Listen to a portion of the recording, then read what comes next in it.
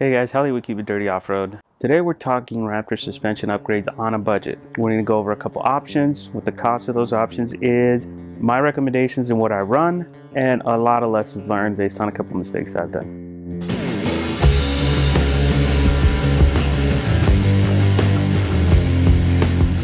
Now the Raptor was designed to give you the best all-around performance, both on-road and off-road, but what makes it a great on-road takes away from its off-road performance. So looking at the front end, in its stock configuration, front end is a little too soft and it's a little too low, and that results in damage off-road all the time. If you've ever seen any stock Raptors that actually go off-road, you'll see they have quite a bit of damage on the skid plate. Some of them will even have some major bruises, some major bends on the skid plate. Some of them that are getting a little bit more crazy with it will have some problems with the lower control arm mount, so actually be bent in. Now the back end, another story. In its stock configuration, the rear springs are too stiff for the really light tailgate. I mean, there's barely any weight back here with this aluminum tailgate, and unfortunately that causes a lot of bucking. On the same token, if you try to carry any gear, the springs can't really handle any kind of weight. So as soon as you start adding a second spare or anything like that, you start getting a substantial amount of sag. When it comes to upgrades, you have a couple options. You can do perch or spring upgrades in the front, spring upgrades in the back. You can even do coilovers if you want it in the front, but again, for this, we're gonna focus on more budget-friendly upgrades to give you the most amount of performance for the least amount of budget. Now, there are a couple things you should not do to a Raptor. 37s on a Raptor without any major upgrades to gain lift is a bad idea. There's so much that you have to do to the suspension to clear the 37s, and then second, to upgrade the engine and the axles and all the components just to handle the 37. So just don't do it. It's too much of a headache. There's a lot of people out there that think you can do 37s on a Raptor with minor mods, but there's so much that you have to spend behind that to make it work that it's just not worth it. Now, never, ever, ever put a lift kit on a Raptor. It basically spoils the truck. First off, a Raptor with the lift kit just looks silly. It's not functional. It takes away all from the Raptor's performance, and it's not going to last when you're going on the trails at 65 miles an hour. It's just going to fall apart. So just don't do it. Now, no matter what you decide to do as far as upgrades to the truck, always start with the front first. And we'll go over some lessons learned why, but essentially, you want to stiffen up the front end before you stiffen up the back, or you're going to have problems on the trails down the road. So let's talk front end. So your most budget-friendly option for the front end is to do perch or springs. They're going to give you the most bang for your buck, and depending on your budget, they start anywhere between $250 and usually top out around $500 just for the parts. Now the perch collars are usually, depending on where you get them from, they're either fixed or adjustable. You can get them anywhere between 1 to 3 inches of raise on the front, and for the most part you can install your own. There are some that are a little bit more complicated and requires a shock rebuild, and those you will have to have a shop do. Springs is your second option. There's iBox, is that how you say it? iBox? I don't know. iBox and Geyser off-road springs. They start at about $250 and go up to as high as $500. And in my opinion, they're going to give you the best performance because you're not just taking those stock front springs and reusing them. Now, one thing you should know is that any kind of spring or collar upgrades in the front is really a cheat. You're basically preloading the suspension, you're preloading the shock so you can get a smoother ride off-road, and unfortunately that also makes it stiffer and creates your ride to be a little bit harsher when you're on the street. So keep that in mind. Truly the best option when it comes to off-roading is really to upgrade to a new set of coilovers, but most of us can't afford that, right? New coilovers start at about $3,000, $3,500, whether you go on Fox or Kings or even Icon. So it's quite expensive and it's outside of the budget of most of us. My recommendation is going with the Geyser off-road springs. It's a progressive spring rate that matches the factory. It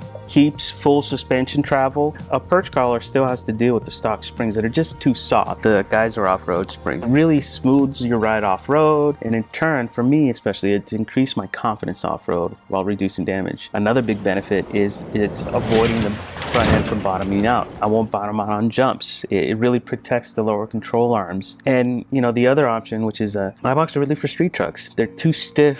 It's a linear spring rather than a progressive, and most of the guys that run those complain about it being too stiff both on the street and on dirt. Now let's go ahead and talk rear suspension. Now for the rear suspension, you have two options. Devers and Icons. Now there are a couple other small manufacturers, but these are really the two big names when it comes to Raptor upgrades. There is some differences between the two products, right? So Devers are fixed. You basically order a specific height that you want to run at. They give you the option to run anywhere from staying at stock height all the way up to your heart's content, right? Really, they're really customizable, and they're around the $1,300 range before shipping and taxes and install. They also give you the option to do HD versions if you want to carry more weight. Icon's a little bit more flexible. They're adjustable to 1 to 3 inches depending on what leaves you add on there. So if you change your mind, you want to get a little more height or carry more weight, the Icons give you that capability.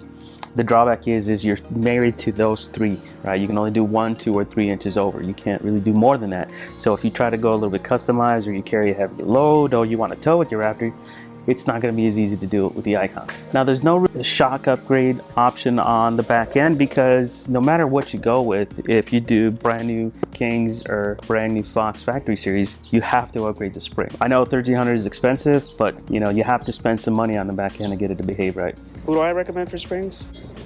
Devers, of course. So why do I recommend Devers? Mainly the building construction to me seems a little bit better. There's a whole lot more metal there. There's just more beefiness in there. So to me, that's important, right? I don't want something that's gonna break on the trail. And it just feels stouter and stronger.